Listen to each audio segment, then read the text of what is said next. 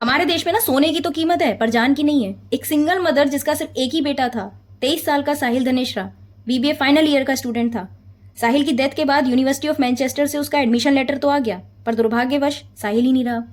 3 फरवरी की सुबह द्वारका में साहिल रोज की तरह अपने ऑफिस के लिए जाता है। जिस लाइन में साहिल चल रहा था उसी लाइन में आगे चल रही थी एक बस, और सामने से, जो कि रॉन्ग साइड भी है, वहां से आ रही थी एक स्कॉर्पियो गाड़ी। अब इसमें ड्राइविंग कर रहा था एक लड़का और बगल में बैठी थी उसकी बहन जो वीडियो बना रही है। और वीडियो में साफ दिख रहा है कि स्कॉर्पियो गाड़ी फुल ओवर स्पीड में चलाई जा रही है। और जब साहिल क्रॉस करने की कोशिश करता है तभी ये स्कॉर्पियो वाला उसकी बाइक को हिट कर देता है। और इसके बाद थोड़ी दूरी पर एक कैब ड्राइवर अपनी गाड़ी को साइड लगाकर खाना खाने जा ही रहा होता है कि साइड मिरर में तुरंत उसकी नजर पीछे से आ रही उसी स्कॉर्पियो गाड़ी पर पड़ती है जिसमें साहिल की बाइक फंसी हुई थी। चंद सेकंड के अंदर स्कॉर्पियो वाले ने कैब ड्राइवर की गाड़ी को भी एक जोरदार टक्कर मारी, पर इतनी भयंकर थी कि कैब ड्राइवर की गाड़ी 10 मीटर आगे खड़ी बस से टकरा गई।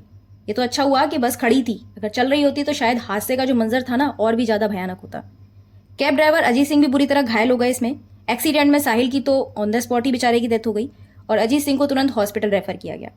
अब हुआ क्या कि आसपास के जो लोग थे ये सब देख रहे थे तो वीडियो वगैरह बनाने लगे, जो कि बहुत इंपॉर्टेंट एविडेंस भी है क्राइम को प्रूव करने के लिए। और बोल भी रहे हैं लोग कि तुम दोनों ने उस बंदे की जान ले ली है। अब वो दो मतलब भाई बहन, अब उसमें वो लड़की बोलती है कि गलती हमारी नहीं है, सारी गलती इस बाइक वाले की थी, ये ओवर स्पीडिंग कर रहा था।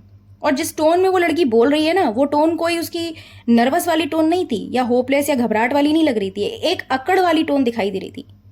क्योंकि अगर वो होपलेस होते तो गिल्ट भी होता। अब इसके बाद पुलिस आई और उसको लड़के को लेके चली गई, जहां उसका स्टेटमेंट लिया तो लड़के ने वहां झूठ बोला कि मैं 19 साल का हूं। पर जब इसके डॉक्यूमेंट वेरीफाई हुए तो पता चला ये 17 साल का है। पुलिस ने अपनी बेसिक इन्वेस्टिगेशन करके इसको जुवेनाइल में ट्रांसफर कर दिया, जहां पर बोर्ड एग्जाम की बात बोलकर वहां से इसको जमानत मिल गई। अब 3 तारीख को ये घटना हुई और कल यानी कि साहिल की मां ने एक वीडियो सोशल मीडिया पर डाला जिसमें उन्होंने बताया कि कैसे कैसे उनके लड़के के साथ ये सब हुआ। बाकी हमारे देश के सिस्टम से तो कोई अनजान है ही नहीं है। हमारे सिस्टम का जो वर्क प्रोसेस है वो कैसे काम करता है सबको पता है। तो उसकी भी कमियां बताई उन्होंने और जस्टिस की गुहार लगा रही हैं कि कोई तो साथ दो भाई, उनके बच्चे को कोई तो जस्टिस दिलाने के प्रयास करो। अब देखो, हमारे सिस्टम का जो नियमावली और कार्यप्रणाली है ना, वो कितना अजीब है कि उस माँ को ना तो कोई कॉम्पनसेशन मिला और जो नाबालिग है जिसने क्राइम किया उसको कोई सजा हुई। वो तो बेचारी माँ का वीडियो सामने आ गया तो हमें पता भी चल गया। अब इधर जो नाबालिग लड़के के पिता हैं, जो अक्षय सिंह लड़का है ना उसके पिता, वो न्यूज में आके सहानुभूति दे रहे हैं कि जो हुआ गलत हुआ, माफी मांग रहे हैं।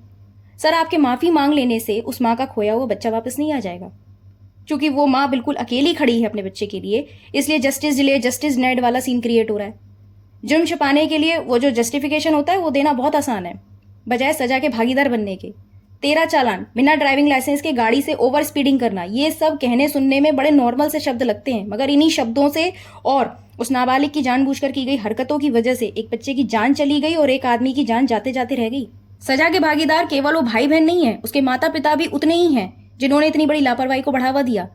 सिर्फ नाबालिग का हवाला दे देने से उसका क्राइम छोटा नहीं होगा और ना ही ये गलती कही जाएगी, क्योंकि गलती होती तो वीडियो में वो लड़की बहस नहीं कर रही होती लोगों से।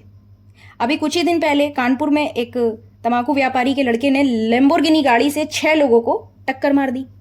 फिर हुआ क्या कि भाई पता चला वो लड़का तो गाड़ी में है नहीं, ऐसा प्रूव करने की कोशिश करी है तो वीडियो था तो सच्चाई सामने आ गई। फिर क्या हुआ, FIR हुई, 4 से 6 घंटे के अंदर उसको जमानत मिल गई, 20,000 रुपए का बॉन्ड भरवा लिया, खत्म बात।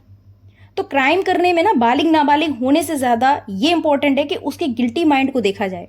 बायोलॉजिकल 14 साल पर एक आदमी पिता बनने के लिए तो सक्षम हो जाता है, पर अगर उसने कोई बड़ा क्राइम किया है ना तो उसको सजा देने के लिए जो निश्चित की गई उम्र है वो सिर्फ कानून की किताब तक ही सीमित रह गई है। एंड में बस यही कहना है कि मेरी और हम सब की संवेदनाएं उस माँ के साथ है जिनका दर्द हम इस समय सही से महसूस भी नहीं कर सकते।